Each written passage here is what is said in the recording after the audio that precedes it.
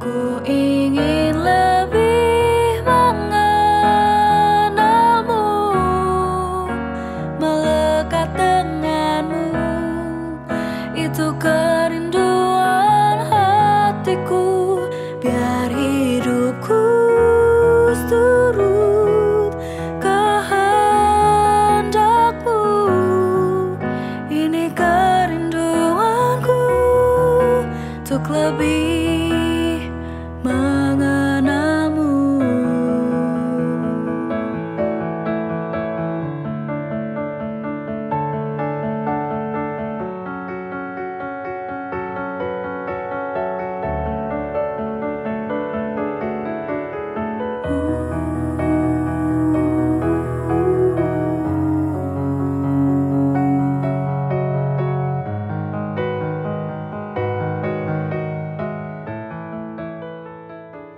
Shalom FLC Family, Happy Sunday. Selamat datang di ibadah online Forward Living Church. Senang dapat berjumpa kembali dengan setiap saudara di ibadah online hari ini.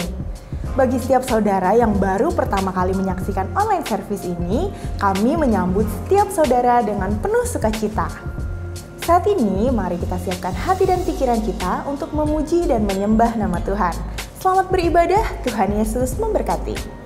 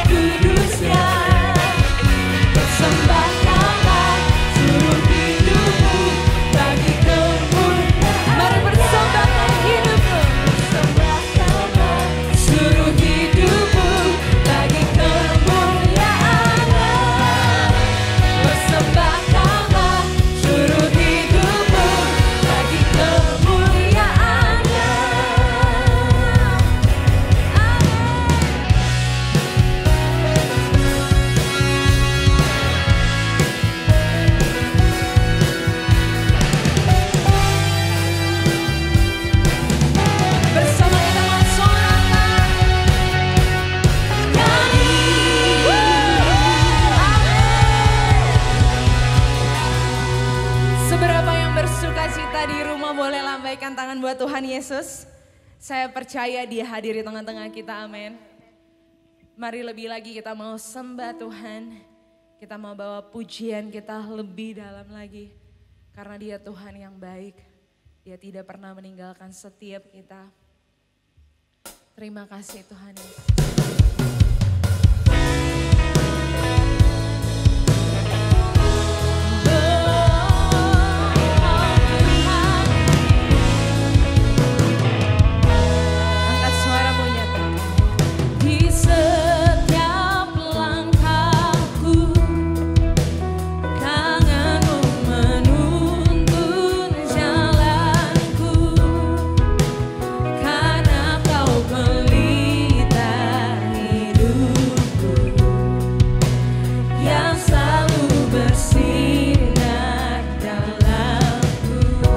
Kasihnya sempurna, kasih-Mu sempurna, selalu baru tiada habisnya. Apapun cerita hidup, Kau yang berjanji Tuhan, janji-Mu tak Kau tinggalkanku. Sama-sama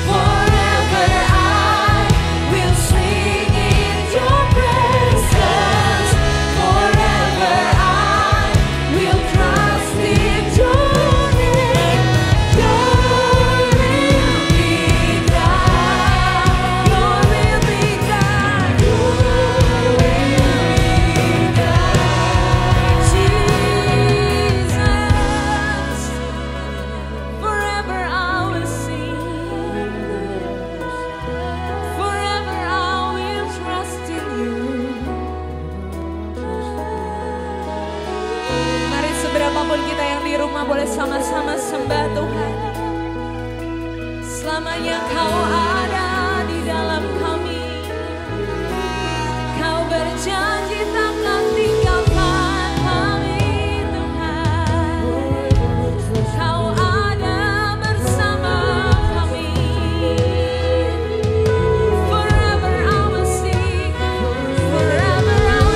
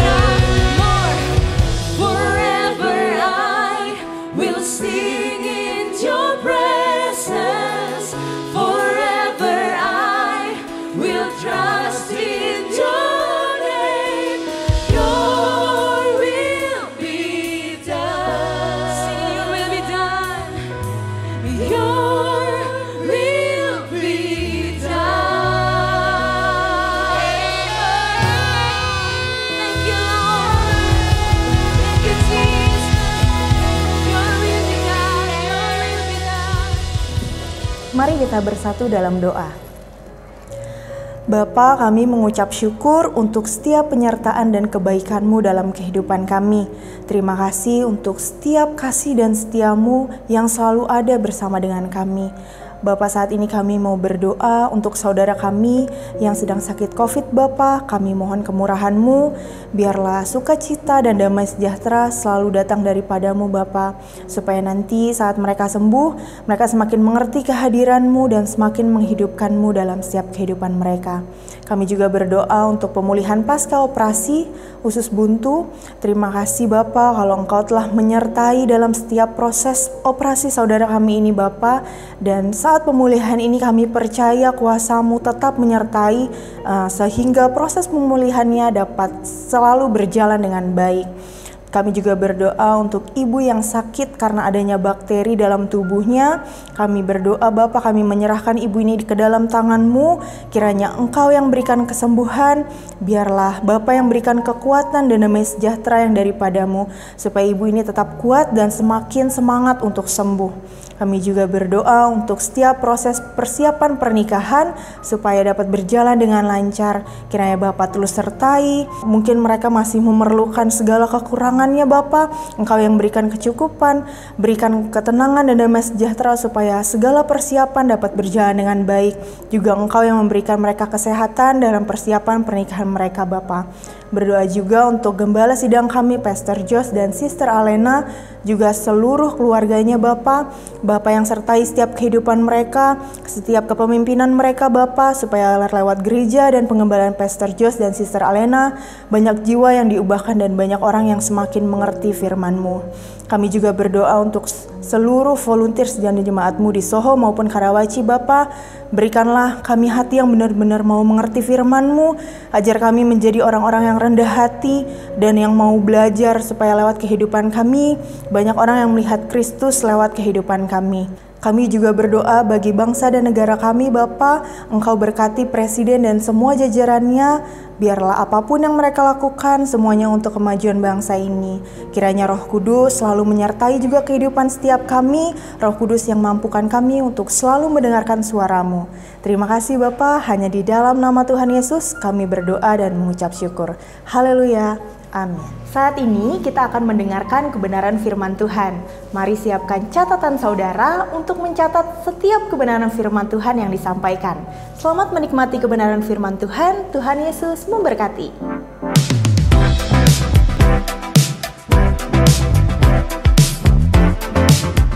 Yes, so excited boleh ketemu saudara akhirnya pada pagi hari ini.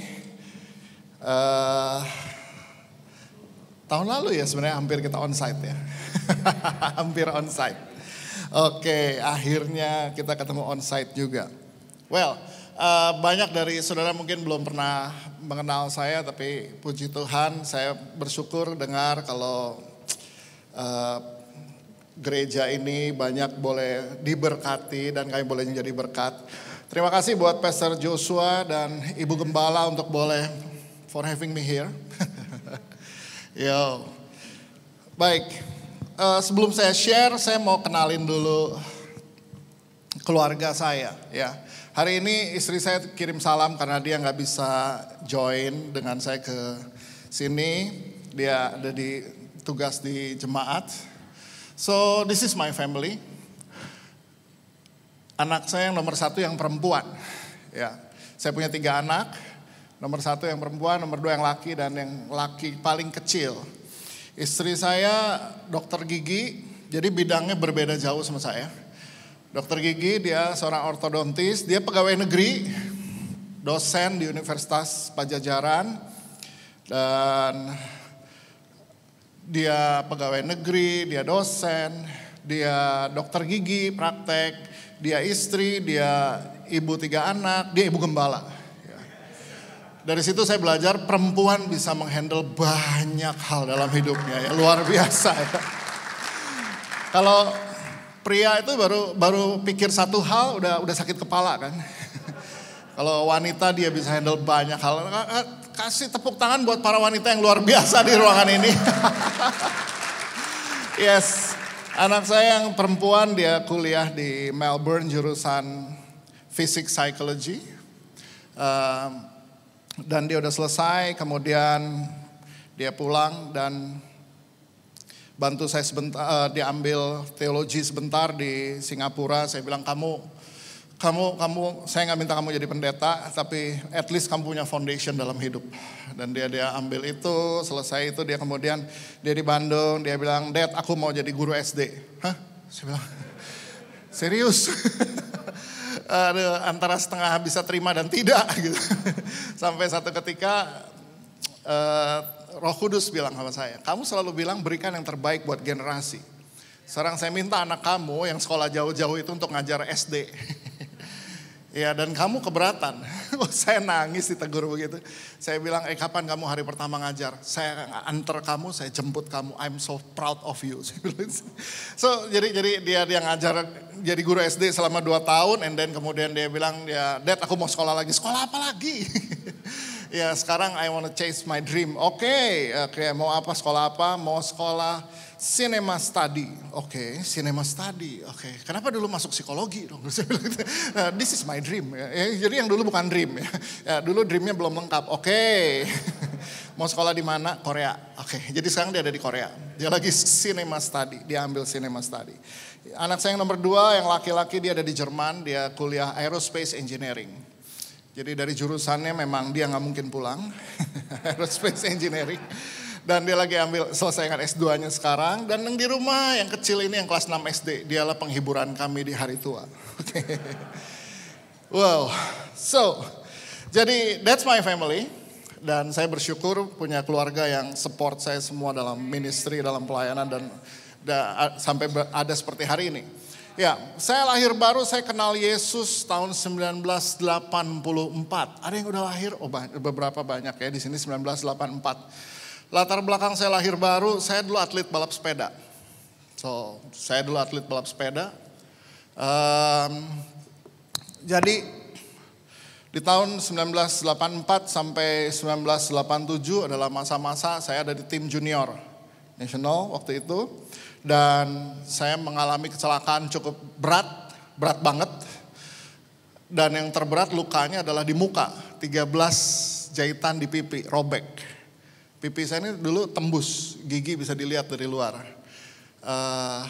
Jadi di satu kejuaraan ASEAN saya udah gak tahu itu sepeda siapa yang saya tabrak. Pokoknya di tengah tabrakan massal, saya cuma bisa lihat darah di mana-mana, tapi memang ini dijahit.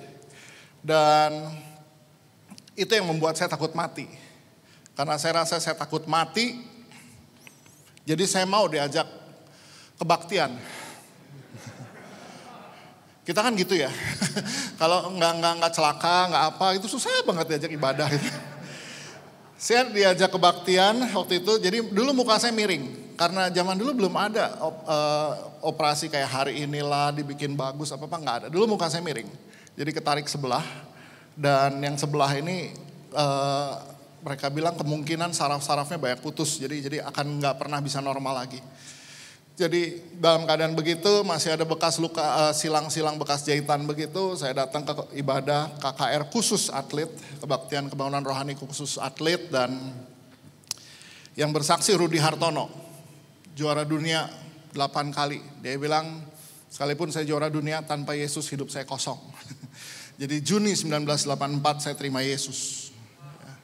Jadi di KKR khusus atlet itu saya terima Yesus, dan akhirnya sampai terus saya melayani sampai hari ini. 1987 saya mundur dari tim nasional, saya keterima kuliah di ITB, saya kuliah, dan habis itu saya mulai masuk ke dunia pelayanan. So, that's my life, that's the story of my life.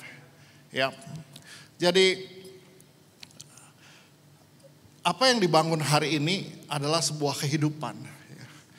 Saya memang menjadi gembala sebuah gereja, but saya sadar yang dibangun bukan gerejanya, gereja sebagai sebuah organisasi, tapi orang yang kita bangun. Jadi day by day apa yang kita urus adalah jiwa. Ya. Jadi apa yang ada hari ini dibangun dari tahun 1992, sebuah persekutuan doa kecil, 13 orang, anak pelajar dan mahasiswa. Jadi kita start justru dari pelajar dan mahasiswa. Dan terus berjalan dari 13 sampai tahun 2003, ada sekitar 100 orang mungkin. Ya. Saya cuma berpikir bahwa kayaknya salah juga ya. 11 tahun jalan 100 orang ya, ada yang salah kali ini ya 100.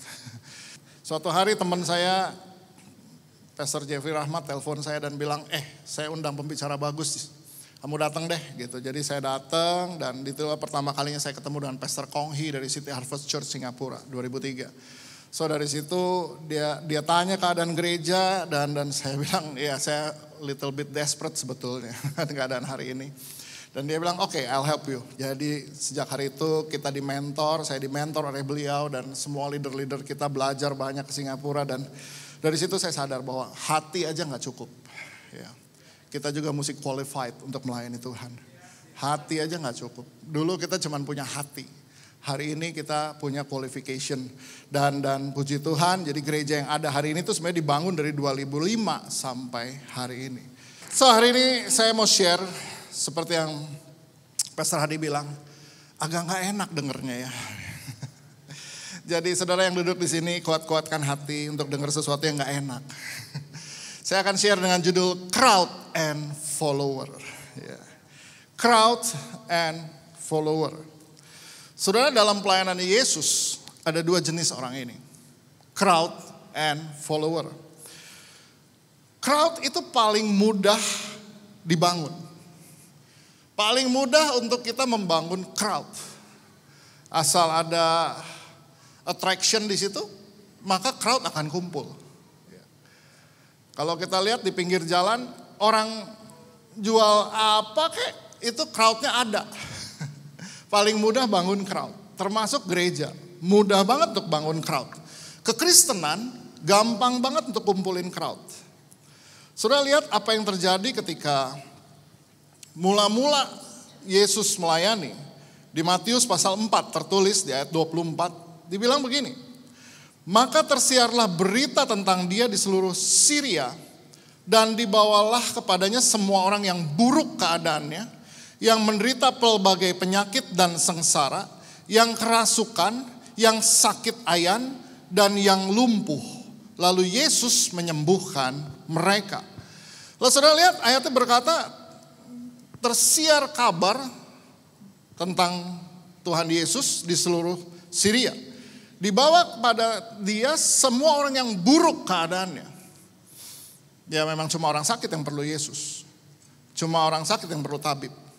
Cuma orang sengsara yang perlu kelepasan.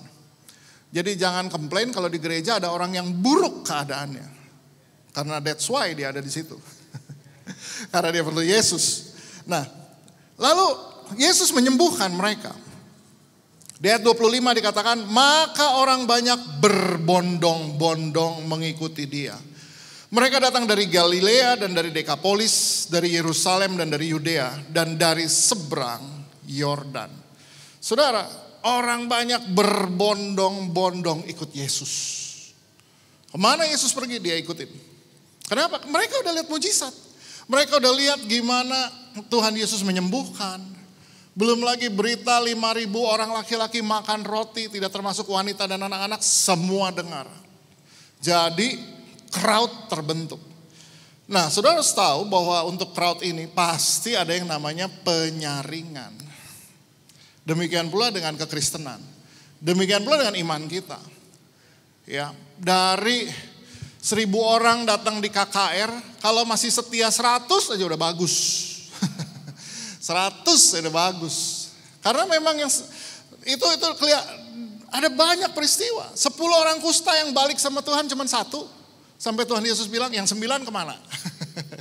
Ya memang yang 9 cuma cari sembuh, dia bukan cari penyembuh. Ya, dia bukan mau bertobat, dia cuma mau berobat gitu loh. Sudah harus tahu. Ya itulah crowd.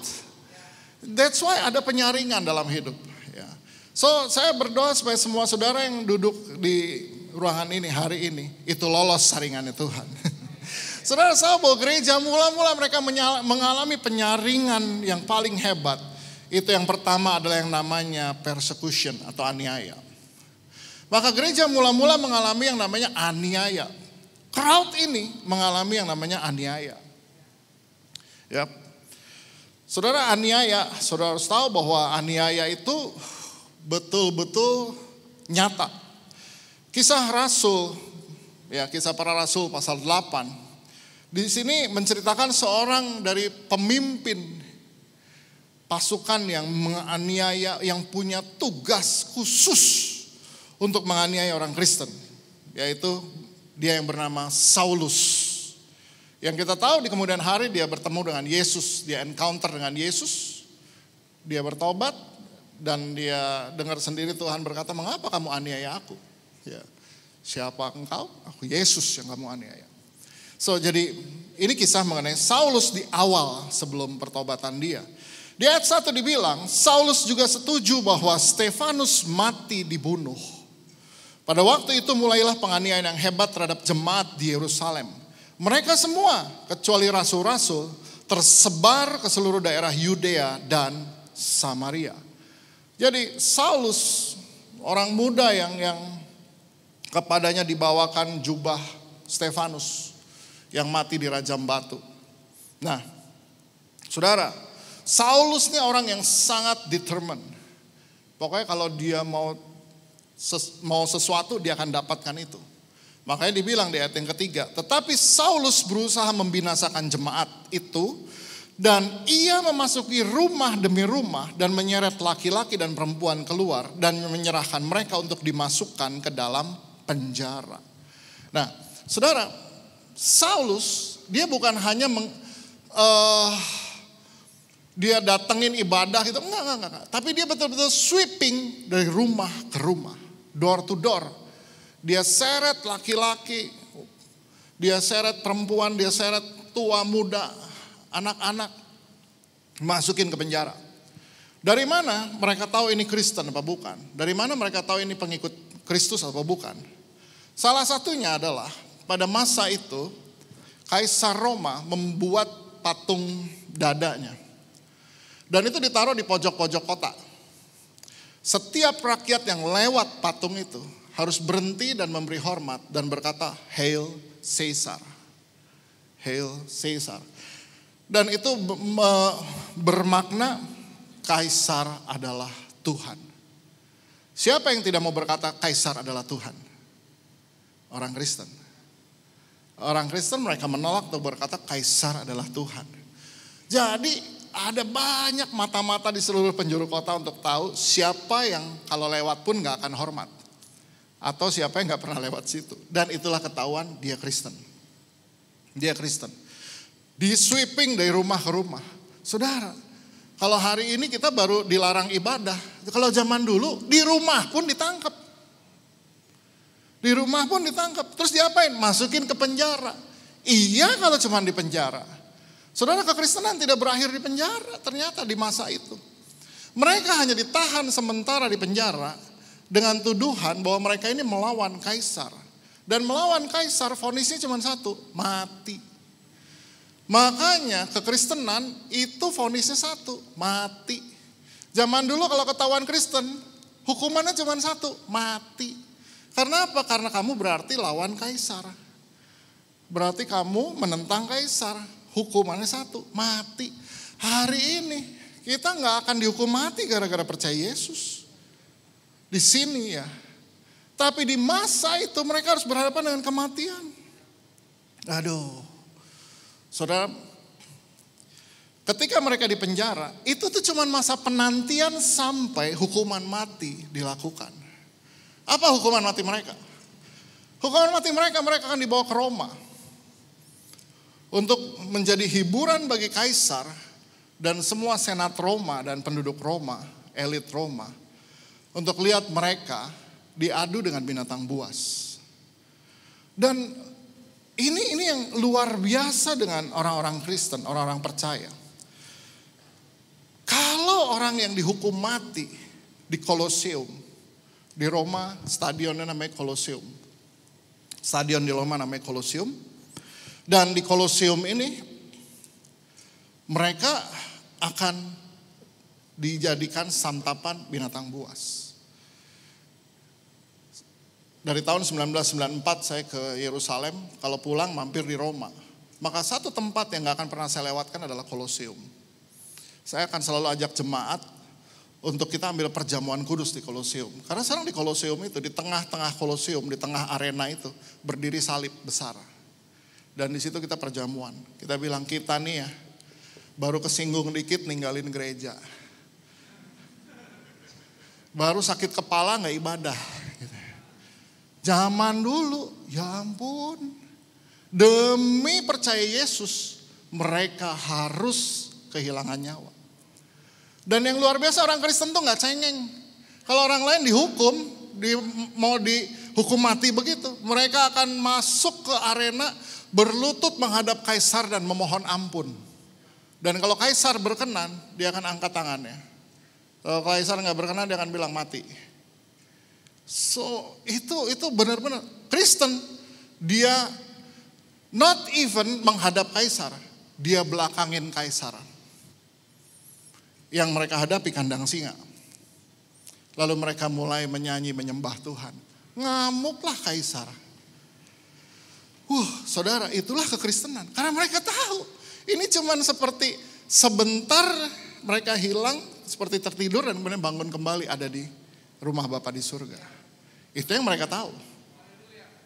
So, saya coba loh. Cari benar-benar film gimana Kristen mula-mula menghadapi ini. Suatu hari saya dapat ini di Amerika. Ketika saya kasih ke tim media, tolong dong di bagian mereka di Koloseum ini, tolong kamu edit ini. Mereka selesai edit, mereka bilang gini, Pastor, are you sure mau kasih lihat ini ke jemaat? Why? Saya bilang, this is too graphic. Terlalu jelas, terlalu vulgar. Saya bilang, demi menghormati para pendahulu kita yang udah mendahului kita, ada di sorga. Dan kehilangan nyawa karena kekristenan, jangan kurangi apa yang mereka hadapi di masa itu.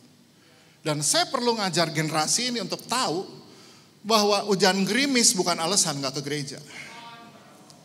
Saya perlu ngajar generasi ini untuk tahu bahwa di zaman dulu ini yang kamu hadapi kalau ikut Yesus. So I hope video klipnya udah ready dan kita lihat sebentar apa yang mereka lakukan di Koloseum.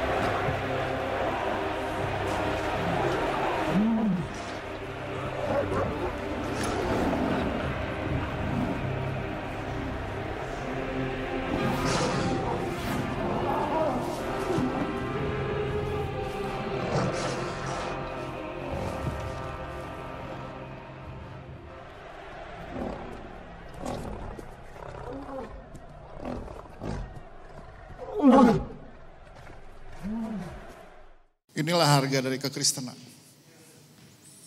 Sebetapa murahnya iman kita hari ini. Tersinggung di gereja, tinggalin Yesus.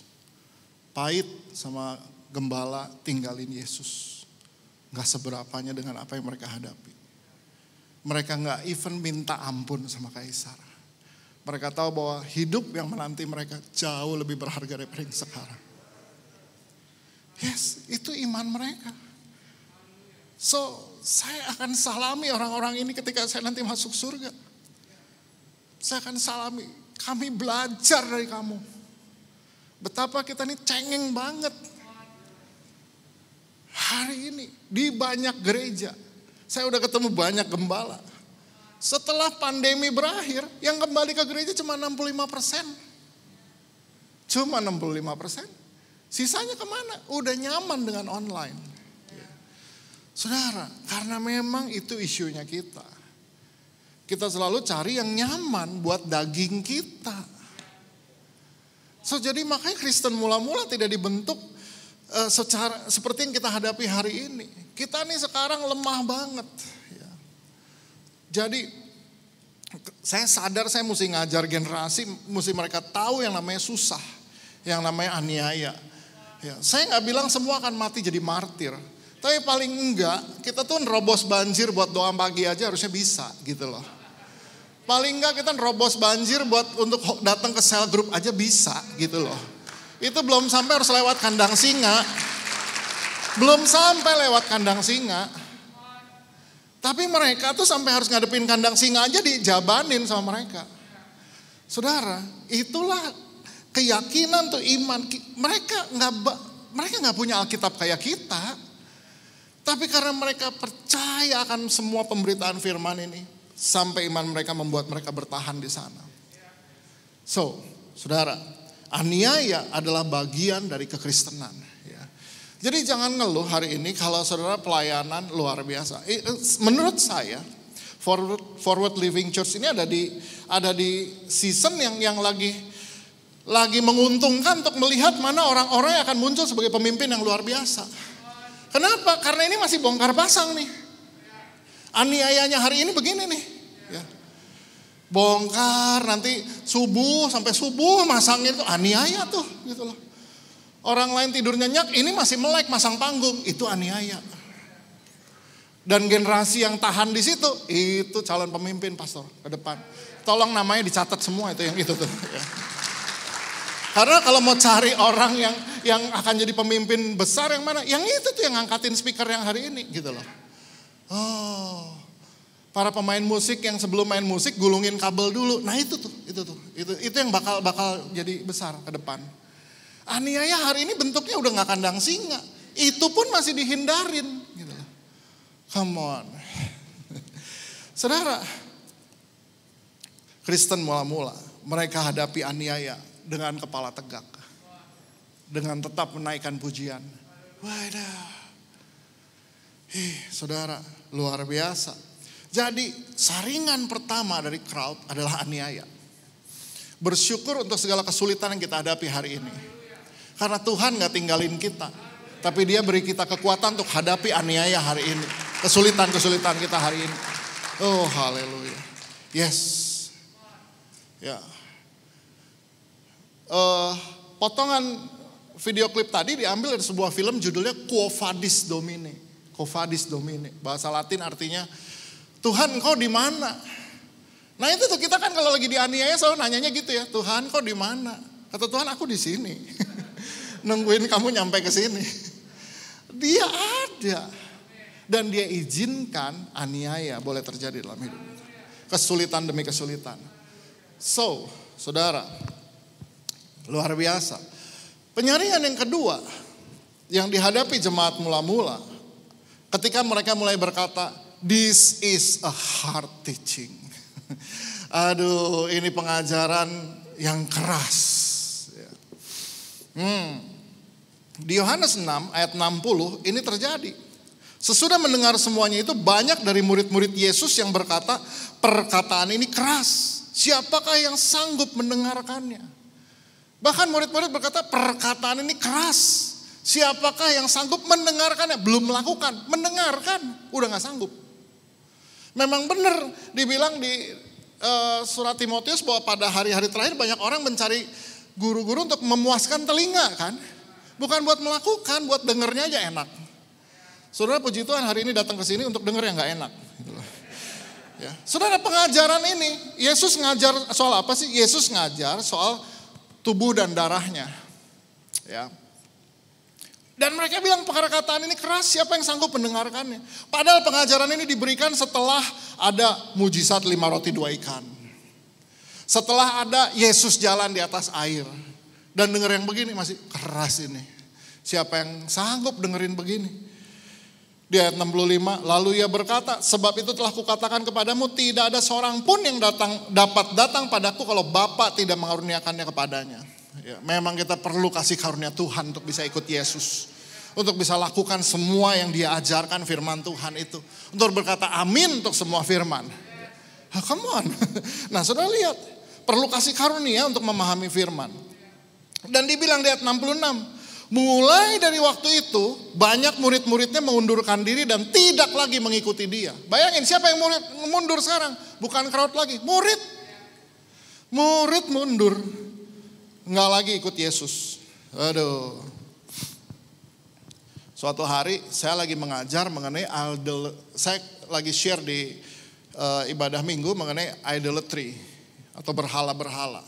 Saya bilang saudara, hukum Tuhan nomor 1 janganlah ada ilah lain di hadapanmu. Ya.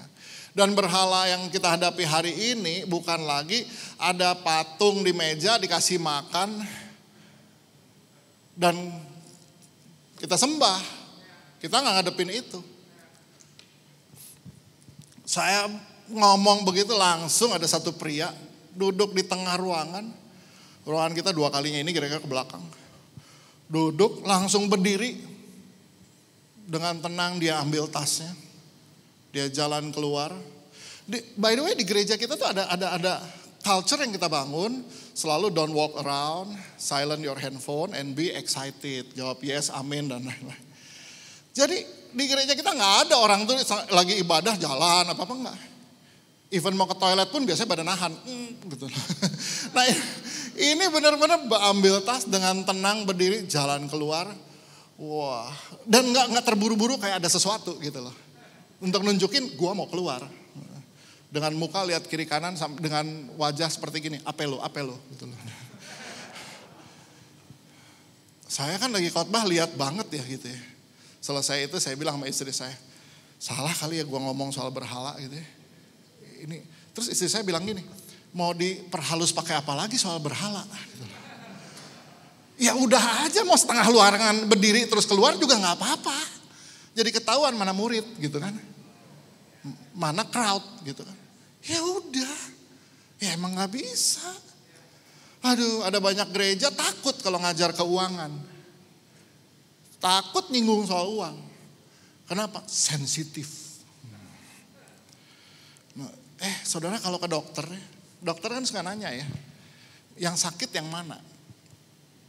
Terus ya sebelah sini dokter nanti pegang. Ini sakit, ini sakit, ini sakit, ini sakit. Enggak. Ini, nah ini. Gitu kan. Maka dokter akan fokus pada yang nya itu. Sama ketika jemaat diajar keuangan, fokus, ajarin aja. Di Alkitab ada 200 ayat lebih bicara soal keuangan. Karena memang di mana hartamu berada, di situ hatimu berada. Karena akar kejahatan adalah cinta uang. Gitu loh. Jadi ada jemaat yang baru datang, mau duduk di tempat kita, dengar offering message, keluar lagi. Enggak apa-apa. Gitu loh. Karena dia langsung duduk, langsung aduh dia harus keluar. Ya memang sakitnya di situ. Buat kita nggak apa-apa kok. Saudara harus tahu bahwa yang namanya pengajaran mesti diambil semua. Nggak bisa yang enaknya doang. Nggak bisa yang enaknya aja, yang di telinga oke. Aduh siapa yang sanggup mendengarkannya. Memang perlu kasih karunia Tuhan ikut Yesus. Bilang kiri kanan, kamu perlu kasih karunia Tuhan. Aduh, kamu perlu kasih karunia Tuhan untuk denger yang ini sekarang. Okay. Nah, saudara mari kita lihat siapa yang disebut dengan follower itu. Nah, ini lagi follower. Ini lagi follower. Follower adalah they all join together constantly. Itulah follower. They all join together constantly. Kalau saudara follower jangan dianggap follower Yesus tuh jangan dianggap kayak follower kita di Instagram. Follower saya di Instagram 7.000 lebih. Tapi kalau saya posting foto yang nge-like paling 300. Nah, itulah yang benar-benar join together constantly. 300. Ya. Yang ngeklik jadi follower sih 7.000. Ya. Tapi yang benar-benar join together constantly 300. Nah, saudara harus lihat, apa sih definisinya dari follower ini? Lihat aja di gereja mula-mula, Kisah Para Rasul 2 ayat 42. Di Kisah Rasul 2 ayat 42, dibilang begini, mereka bertekun dalam pengajaran rasul-rasul dan dalam persekutuan. Dan mereka selalu berkumpul untuk memecahkan roti dan berdoa. Saudara, dimulai dengan kata mereka bertekun. Apa arti bertekun? Artinya mereka join together constantly. Ya. Konstan, terus. Dalam hal apa? Yang pertama pengajaran. Pengajaran saudara perlu tekunin. Pengajaran yang mana? Semua. Bukan yang enak di kuping. Ya. Waduh. Puji Tuhan nama gereja saya, gereja El Shaddai Injil sepenuh. Ya, Injilnya sepenuh, gak separoh. Gitu loh. Karena kita seringkali senang Injil separoh. Gitu loh. Bagian enak, bagian berkat oke, bagian aniaya jangan dibaca. Akhir zaman ntar dulu gitu loh. Waduh saudara. Ya. Bagian dilayanin kita baca. Bagian melayani kita lewat. Nggak bisa. Bagus banget ya, ada. Apa nih yang buat para volunteer daftar? Service? Oh ada, itu oke banget. Harus ada di situ tuh. Itu benar tuh follower. Nah, Saudara, mereka bertekun dalam pengajaran, benar-benar pengajaran. A sampai Z mesti diikutin. Saya nggak ragu untuk pengajaran apapun yang meskipun itu nggak populer. Ya memang ini harus ya harus gitu loh. Nah, mereka bertekun dalam pengajaran. Yang kedua, mereka bertekun dalam apa? Persekutuan. Persekutuan ini macam apa kalau gereja mula-mula? Persekutuannya nggak kayak model kita. Mereka benar-benar deep fellowship. Deep fellowship. Gak cuman ketemu shalom, dengar firman, terus nanti udah selesai gitu nyanyi, doa gitu kan, terus malam ini makan apa ya? Itu gak begitu. Persekutuan mereka tuh benar-benar deep fellowship. Dan deep fellowship baru kelihatan setelah adanya konflik.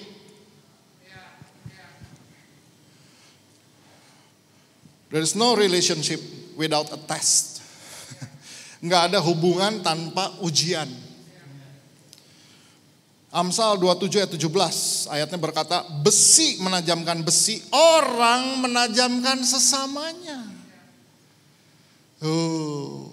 Besi ditajamkan pakai besi. Kalau saudara lihat orang motong steak gitu, dia akan bawa 2 pisau, dia akan gesekin pisau satu dengan yang lain. Buat apa? Supaya tajam, terus baru dia potong kan. Sama, siapa yang bisa menajamkan kita? Sesamanya. Lihat kiri kanan, dia akan menajamkanmu. Nah. Udah konflik belum? Ayo, udah konflik belum? Di sel grup udah konflik belum? Kalau belum, kurang dalam. Nah. Orang bilang, pastor sel grup kita asik, gak pernah konflik. Gak asik justru itu. Pastor, sel grup kita berantem, udah bener ini, udah bener. Dan itu kerjaan saya sebagai pastor. Ngurusin pastor juga dengan pastor yang lagi konflik. Ngurusin leader sama leader yang lagi konflik. Itu kerjaan saya karena berbahagialah mereka membawa damai. Justru harus bawa damai.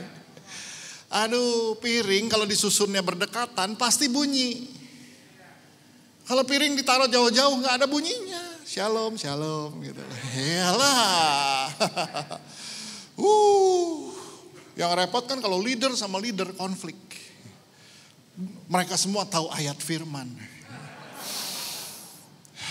Jadi kadang-kadang saya udah gak perlu keluar ayat, dia tahu kok gitu loh. Cuma masalahnya kan. Ini memang perlu kasih karunia untuk ikut Tuhan Yesus. Tapi itu yang mendewasakan kita. Saudara kalau ke Israel akan dibawa ke pengasahan permata. Mereka kalau ngasah permata bagus banget. Permata yang bagus itu ada 64 faset, 64 sisi yang diasah. Jadi kalau saudara udah pernah konflik sekali, itu berarti engkau pernah diasah satu sisi. Percayalah, masih ada 63 kali lagi. Sampai, kita senang kan disebut permata hati Tuhan. 64 sisi diasah. Nah saudara, itulah deep fellowship. Dan kalau ada konflik, jangan kabur. Diam di situ. Karena mesti join together constantly. Jangan keluar gara-gara konflik, jalanin aja udah. Dan itu yang membuat kita menjadi dewasa. Itu yang membuat gereja menjadi strong, tumbuh. Come on. Sebenarnya dapat sesuatu pagi hari ini? Kasih tepuk tangan buat Tuhan yang luar biasa. Wow. Nah, mereka terus bertekun dalam persekutuan. Emang di jemaat mula-mula gak ada konflik, jangan-jangan lebih parah. Ya. Tapi mereka terus ada di situ. Pengajaran jalan, persekutuan jalan. Yang ketiga apa yang mereka buat? Konstan. Persekutuan udah, sekarang memecah roti. Apa itu memecahkan roti? Memecahkan roti itu bicara membagi hidup. Karena roti itu makanan utama mereka. Jadi memecah roti ini di sini bukan lagi bicara perjamuan kudus, tapi lagi bicara hidup yang dipecah, hidup yang dibagi. Hidup yang dibagi ini adalah hidup yang bersedia diintervensi. Kita kan benar-benar pegang, my life, pegang taruh pagar langsung sekitar hidup kita, tulisannya privacy. Ini yang mau diterobos sama Tuhan. Selama saudara pasang pagar tulisannya privacy, berapa banyak Roh Kudus bisa kerja sesuatu dalam hidup kita? Justru ketika hidup kita diintervensi, di situ kita bertumbuh. Suatu malam, handphone saya bunyi terus, udah jam 1 pagi. Saya lihat jam berapa ini, saya kebangun, saya lihat jam 1, tapi handphone bunyi terus. Saya tahu ini berarti penting. Benar, yang telepon saya lead pastornya ICC Bandung. Saya angkat, dia bilang, "Kak, aku lagi di UGD." "Oh ya, ini ada kasus nih, satu ibu muda di sini nih. Saya lagi sama keluarganya semua di sini." Oke.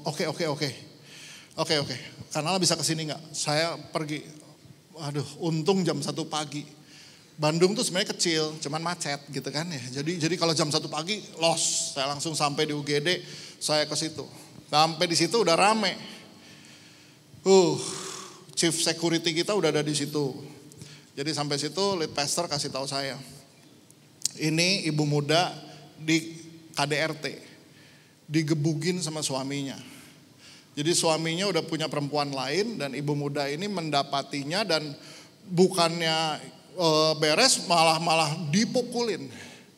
Dan suaminya udah mata gelap, jadi suaminya pukulin dia pakai balok kayu. Jadi ibu ini tahan pakai tangan, so saya dikasih lihat foto ronsen tangannya patah 3. Dan tangan yang satu masih pegang handphone, dia pencet itu nomor home leader dia. Dan ibu yang ketua sel grup dia itu langsung datang ke rumah dia karena dekat lingkungannya. Datang dan mendapati si suami sekarang udah taruh baloknya, udah ganti besi. Kebayang gak kalau itu saudara terlambat? Jadi saya di situ udah ada bapak dari ibu muda ini, ibunya lagi nangis-nangis, bapak, saudara laki-laki yang gak bisa terima. Mereka lagi mau lapor polisi, lagi tunggu visum dari rumah sakit, jadi dianterin sama chief security kita dan lain-lain. Saya masuk ke UGD, saya temui dia nangis, mukanya lebam-lebam, bekas dipukulin, dan memang mesti dioperasi pagi itu. Jadi saya doain dia dulu, saya bilang tenang dulu, doain supaya ya Tuhan sama kamu, udah tenang, doain. Dan kemudian abis itu ya udah, saya ketemu ibunya, saya dampingi dulu mereka, tanya case-nya dan lain-lain. Udah selesai ngurus itu, datang children pastor kita. Children pastor kita datang dan bilang, "Kak, ini gimana 2 anaknya?" Anaknya masih kecil-kecil. Umur 7 sama umur 5. Waduh, ini gimana anaknya ya? Rumahnya nggak ada siapa-siapa, cuma dia. Suaminya memang udah kabur sama perempuan lain. Jadi gimana ini ibunya di rumah sakitnya, anak 2 gimana? Saya telepon istri saya ini gimana ya 2 anak ini kita kemana? Istri saya bilang bawa ke rumah. Oke, bawa ke rumah. Jadi pulanglah malam itu saya bawa 2 anak. Satu umur 7, satu umur 5. Kamu sama uncle dulu ya, gitu, oke. Ya jadi udah, saya bilang tidur, saya masukin kamar anak saya. Anak saya yang paling kecil langsung seneng, ada teman gitu. Oke. Jadi tinggallah anak-anak ini 2 minggu lebih di rumah saya. Tiap pagi istri saya nyisirin rambut yang perempuan sebelum sekolah, breakfast. Jadi ada 3 anak kecil di rumah. Ya karena anak 2 kan udah besar-besar ya, udah gak ada di rumah. Wah anak saya happy lah kalau pagi breakfast apa semua. Jadi tiba-tiba hidup kita 2 minggu ya berubah lagi gitu kan. Plus anak kecil kan batuk 1, batuk 3 kan. Ya. Jadi saya bawa ke dokter sama buku dokter mereka semua kan gitu, bawa gitu kan ke dokter. Dokter anak mereka sih main aja gitu. Ada ibu-ibu bilang, "Pak lucu ya anaknya 3." Ini lucu. Lucu emang Bu, lucu, hidup ini lucu. That's life. Itulah bagi hidup, udah jangan yang repot-repot. Jangan bikin sosial ke jalanan kemana-mana. Dulu lihat dulu aja dia yang sekitar kita yang mesti diurus. Ini gitu loh. Jadi saudara, ketika hidup kita diintervensi, kita bersedia bagi hidup, lakukan yang orang lain gak mau lakukan, itu yang memberkati orang. Ini sejak pandemi ya, 2 tahun, kan lucu. Selama 2 tahun setengah, orang diajak sel group takut, diajak home cell takut. Tapi kalau diajak goes mau. Ya. Jadi dari situlah Kita membangun komunitas goes dari 6 orang sampai jadi 60. Nah, saya kalau pergi sama mereka, kadang-kadang di tengah jalan tuh ada yang bannya pecah. Bannya pecah. Buat saya yang udah 40 tahun di atas sadel sepeda, pecah ban ya sederhana banget gitu loh. Ya jadi saya bilang, pinggir aja dulu Pak, pinggir. Kemudian ya udah, saya gantiin bannya gitu loh. Nggak semua orang di situ kenal saya, siapa? Gantiin bannya gitu loh. Saya benerin ban dia, oke, pasangin lagi. Udah beres Pak, oke go. Udah. Besoknya dia sama temennya diajak ke gereja yuk, ke gereja gua katanya. Oke, ke gereja. Pas lihat saya khotbah dia, itu yang kemarin gantiin ban gua katanya. Ya iyalah. Saudara, hal itu simpel banget untuk kita melayani orang. Jangan berpikir, saya nggak ngerti. Enggak perlu banyak ngerti firman kok. Bersedia aja hidupmu diintervensi. Bersedia aja urusin yang orang lain nggak urusin gitu. So itulah yang namanya memecahkan roti. Ya. Saudara, dan ini perlu dilakukan secara konstan. Terus dalam hidup kita. Itu yang membentuk kita menjadi serupa dengan gambaran Kristus. Dan mereka konstan lagi dalam hal apa? Mereka konstan dalam hal berdoa. Mereka bertekun, berdoa. Berdoa di sini lagi bicara corporate prayer. Berdoa secara jemaat seluruhnya. Gimana kita berdoa ya. Saya tahu gak enak kita bikin doa pagi itu gak enak. Jam 6 pagi. Hari Sabtu jam 6 pagi kita bikin doa pagi. Wih. Itu kan berarti harus bangun jam 5 minimum. Terus ke gereja jam 6 doa pagi. Belum yang pemain musik. Itu kan setengah 6 udah di gereja. Udah prepare semuanya. Jadi di kita benar-benar itu ujian banget. Para pemain musik yang baru audisi dan lain-lain ditaruh di doa pagi. Lolos nggak ada di doa pagi gitu loh. Wah saya nggak bisa bangun pagi. Oh ya udah nggak apa-apa. Tunggu ya sampai kamu bisa bangun pagi. Gitu. Nggak akan diperlunak sama kita. Karena saudara harus tahu bahwa come on. Kita belajar untuk bisa konsisten dalam melakukan ini. Dan kalau kita lihat di gereja mula-mula ini setelah mereka berdoa memang mujizat selalu terjadi day by day. Bukan di KKR tapi di komunitas-komunitas mereka. So jadi isu hari ini adalah convenience atau komitmen. Kita nih selalu carinya yang convenience buat kita. Kalau masuk mall lagi ada perbaikan ada tulisan, sorry for your inconvenience. Kita nih nyarinya yang convenience. Kenapa kamu ke Forward Living Church? Enak. AC-nya dingin, karpetnya tebal. Oke. Besok karpet tebal kita ganti sama bulu singa untuk bisa mengingatkan kita akan aniaya mula-mula. Saudara, benar-benar kita nih cari yang convenience. Ya, saudara-saudara yang online Tuhan memberkati. Kalau karena memang keadaan nggak memungkinkan. Tapi banyak kali kita jadi senang online karena convenience. Nggak usah mandi, masih pakai piyama gitu kan. Sambil pegang gelas kopi, tinggal cetek. Iya.